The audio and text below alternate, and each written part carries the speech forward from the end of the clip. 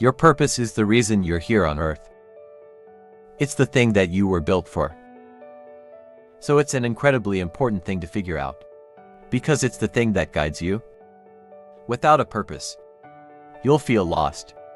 You'll have no North Star. Your life will feel meaningless. And so today, I'm going to talk about how to discover your purpose, according to the philosophy of Carl Jung. While writing what is now widely considered his central work, The Red Book, Jung discovered the purpose of his own life. But he didn't just discover the purpose of his own life. He also discovered where purpose comes from, for all of us. And based on my understanding of the Red Book, Jung says that your purpose is found in performing voluntary self-sacrifice. What would you willingly sacrifice yourself for? This means that your purpose isn't found in money, cars, clothes, status, or any other self-serving pleasure. Rather, your purpose is found in the thing that you would willingly suffer for. Your purpose lies in serving something that you deem as greater and more valuable than your own existence. But what if you can't find anything greater or more valuable than your own existence? Then you'll experience life as meaningless and empty. A modern proverb states that life only promises us two things: death and taxes. And what does that mean? It means that life demands a sacrifice from us all. Death and taxes are both a form of self-sacrifice. All life is born to be sacrificed in some way. We're not getting out of this thing called life without sacrificing ourselves in some way. Even the food that we eat is in some way sacrificed for our own continued existence. And so if you have nothing greater than yourself to sacrifice your time and energy for, you end up investing all your life force into yourself. But since you eventually have to be sacrificed, all the energy that you invest in yourself essentially just goes to waste. And so if all your energy is just going to be wasted, that makes your life meaningless.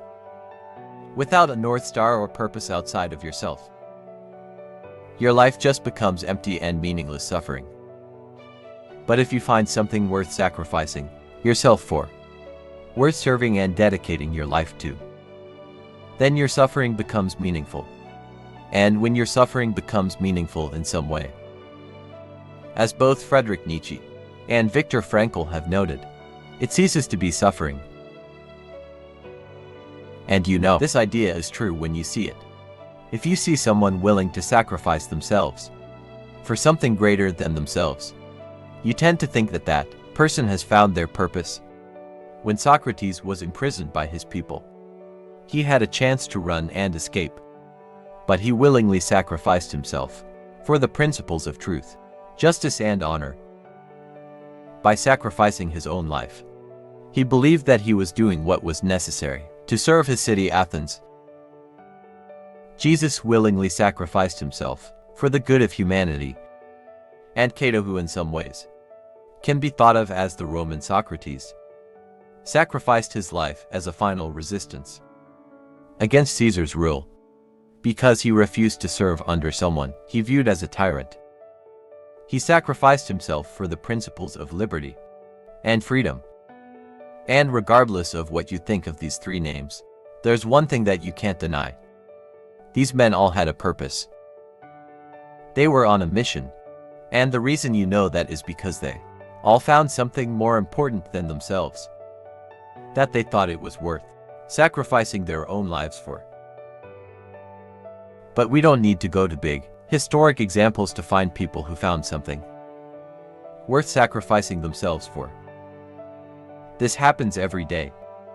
There are mothers who sacrifice themselves for their children, missionaries for their church, cops for justice, activists for equality, and soldiers for freedom every day.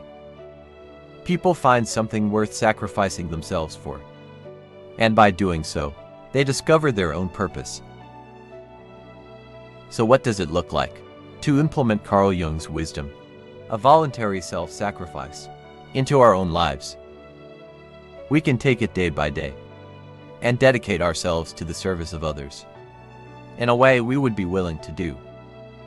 We can serve others in a way that we would want to serve them, in a way that we would be happy to wake up each day and do.